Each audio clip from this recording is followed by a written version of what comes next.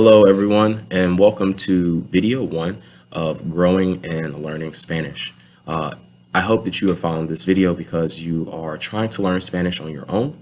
If you're one of my students, this is actually the third day of class, or I hope that you are looking for a different way to practice Spanish outside of a class that you're already in. Either way, today we're going to be talking about some of the reasons that I think it's important to learn Spanish. We're going to compare the way that we may normally think to a few facts that can actually help us understand the connection that our country has with the Spanish-speaking world and the influence we have on Spanish culture. So let's get started.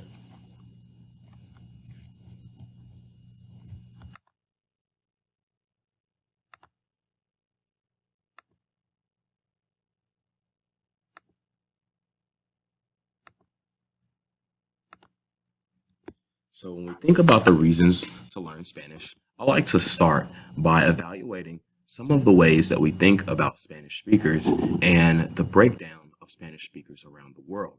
So what I want us to do is to think of the top 4 places, the top 4 populations, these should be countries, where people speak Spanish.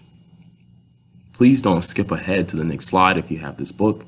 Take a second to really evaluate the way you think, what you've learned maybe in school, through books, through the news and reading. And I want you to think, where do you think the top 4 places in the world people are that speak Spanish? After you get a chance to write all 4 of those down, I want you to go ahead to the next slide or continue watching to see the actual top 4 Spanish-speaking populations. It's important to think about how this data lines up with the way we may process it in our day-to-day life. These should be countries where people speak Spanish. Please don't skip ahead to the next slide if you have this book. Take a second to really evaluate the way you think, what you've learned maybe in school, through books, through the news and reading. And I want you to think, where do you think the top 4 places in the world people are that speak Spanish? After you get a chance to write all 4 of those down, I want you to go ahead to the next slide or continue watching to see the actual top 4 Spanish-speaking populations. It's important to think about how this data lines up with the way we may process it in our day-to-day life.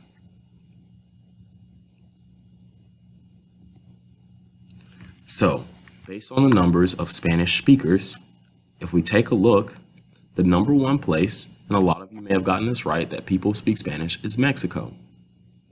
Quite often, people think Spain or a different place in Latin America where people may speak Spanish, maybe because that's where they've traveled or because of things they may see or hear on the news.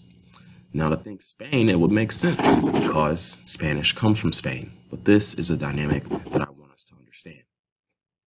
Number 2 is the whole reason why we offer this class and the reason why many schools require Spanish as a core subject. It's because the United States is the 2nd largest place on the planet Earth where people speak Spanish. So, since 2016, it's been calculated that almost 1 out of 3 of all Spanish speakers actually live in Mexico, and 1/5, 1 out of 5 of them, actually live here in the United States with us. This information may be surprising to you, but I hope that as you continue to learn with me, that you can see that the United States is a Spanish-speaking country. If you live in the United States, you are in Latin America. And I hope that you continue to learn about all the ways the United States has been a part of Spanish culture around the world. Almost 1 out of 3 of all Spanish speakers actually live in Mexico, and 1/5, 1 out of 5 of them, actually live here in the United States with us. This information may be surprising to you, but I hope that as you continue to learn with me, that you can see that the United States is a Spanish-speaking country. If you live in the United States, you are in Latin America. And I hope that you continue to learn about all the ways the United States has been a part of Spanish culture around the world. If you live in the United States, you are in Latin America. And I hope that you continue to learn about all the ways the United States has been a part of Spanish culture around the world. The last 2 are Colombia and Spain. It's very interesting that the top three are all in Latin America. Spain actually barely comes in fourth place, which is very interesting considering that the Spanish language originated in Spain. With these slides, I'd like us to explore some of the reasons that we have so many Spanish speakers in the United States. So throughout the world, the top spoken languages are Chinese, Spanish, and English. Now, the majority of the people who speak Chinese are in China. And we have Spanish and English speakers all throughout the world. If we are thinking about where people speak languages, not just which languages are spoken most, we'll see that throughout the world, English is actually the #1 spoken language. So if you only speak English, you may have more access to places where you can go and be understood than people who speak other languages. Next is Spanish. So if you speak both, you can visit, about half of the countries in the world, and you can be able to communicate effectively. And third is French, and understanding all three of these languages. So, how did the United States end up being a Spanish-speaking country? Before we do this, I'd like for you all to think about this the same way we thought about the top 5 populations. Please take a second to write down the top 4 reasons that you think influence the population of Spanish speakers in the United States. If this is confusing, I will give you one. Typically, what we hear is immigration.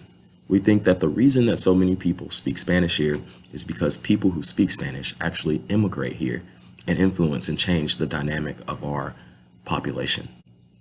In all honesty, there's a very similar number of people who immigrate to the United States who speak Spanish as a number who leave the United States. So although this is a factor, and immigration does change our population, it is not one of the biggest factors. It is not a very considerable factor in how our Spanish population came to be. So take a second to pause this video and write down the top 5 reasons that you think encouraged Spanish speakers or the Spanish language to develop in the United States.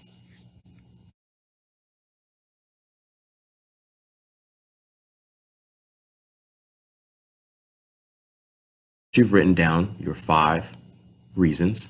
I want you to keep these reasons written down so that you can evaluate the way you thought about Spanish speakers in the Spanish-speaking population compared to some of the facts that I'd like to offer you now. The first reason is colonization. The United States, as we know it now, was founded in 1776. Less than 100 years before, we had our first settlement in Jamestown, Virginia. But almost 300 years before that, in 1492, Christopher Columbus landed in Hispaniola and brought some of the first Spanish influence to the Americas, to the Western Hemisphere. This was almost 300 years before the United States and about 200 years before the first English settlers were here. So we have Spanish speakers making contact with the Americas and the indigenous people long before English speakers arrived. 2 is probably the biggest reason, and it's the Mexican-American War. On the next slide, I'll share a map with you that will help explain more about how the Mexican-American War impacted our Spanish-speaking population. Next is generations. If you think about the language that you speak and why you speak English or French or Chinese or whatever language you do your parents speak that language? Did you learn that language from them? So when we talk about generations, we are talking about the descendants of our colonists and the Mexican citizens who became U.S. citizens after the Mexican-American War. When these people build families, those families are likely to speak Spanish or Spanish and English. And so we're able to pass our language and our culture off through our family. Next is education. This is how most of us learn Spanish. So the population of people who have decided to learn Spanish, whether it's in an immersion school, from their friends and family, at work, or online with me. You become a part of our Spanish speaking population too, and that greatly influences the amount of people who speak Spanish here in the United States. And our final reason is one that we mentioned already: immigration. Yes, people do move into the country who speak all types of languages. And so the amount of people who speak Spanish here in the United States will probably constantly change as people come and go. When we take a look at this map, we can see that here, from Texas all the way to California, that much of this territory was part of Mexico before the Mexican-American War. And after the United States and James K. Polk successfully ended that war, we were able to seize this territory that was once part of Mexico. So if we can put ourselves in the shoes of American citizens or U.S. citizens and Mexican citizens in 1848, I would imagine that in this territory, there were lots and lots of people who already spoke Spanish, they lived in a country where Spanish was their official language, and now they are a part of the United States. Now, do you think that once this territory became a part of the United States, that everyone there automatically spoke English? That wouldn't make very much sense at all. In fact, what probably happened is that a lot of the culture in these areas stayed intact, and many people who lived south of the Rio Grande were likely separated from their family and people that they knew in other parts of Mexico.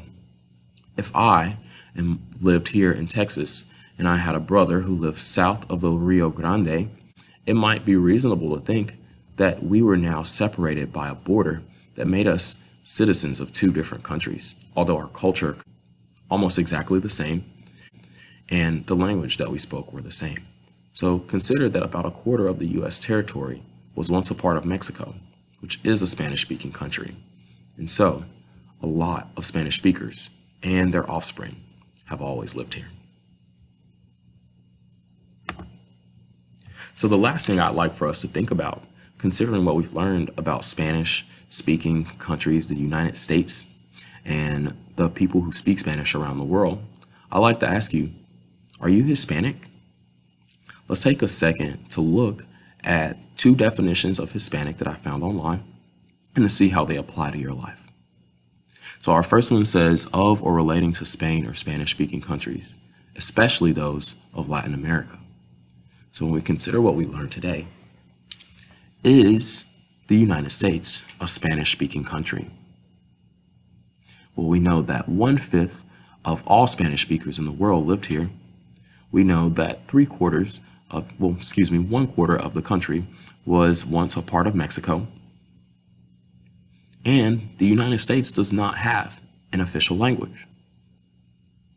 So, considering all of those things, one might say that living in the United States is living in Latin America, and that the United States is a Spanish-speaking country. Do you have to speak Spanish to be Hispanic?